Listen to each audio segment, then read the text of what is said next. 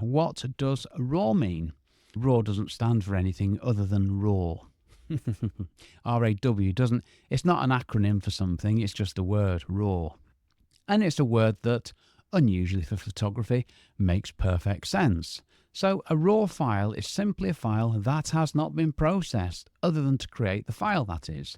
Think of a raw file like a film negative, and you can think of a JPEG as the print if that helps. Now, I quite like this comparison. I'd never thought of that before, but I discovered this researching this episode. And yes, I do research this stuff, in case you were wondering. No, it's not all off the top of my head. I'm not that clever.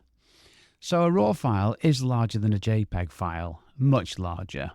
And a RAW photo looks rubbish when viewed after import. A RAW photo is dull, flat, and lacking in contrast and colour. They look awful, and they are pretty much the reverse of the bright and shiny JPEG. But don't worry, there's lots of data in there to work with, and that is the point. More data to work with than there is in a JPEG file. First time I took photos using RAW, I imported them into Lightroom, and I was appalled. They looked absolutely dreadful. So don't worry, it's all good. Now, using the RAW file format, you've got the opportunity to capture more of the brightest highlights and more of the darkest shadows, which has to be a good thing, doesn't it? Of course it does.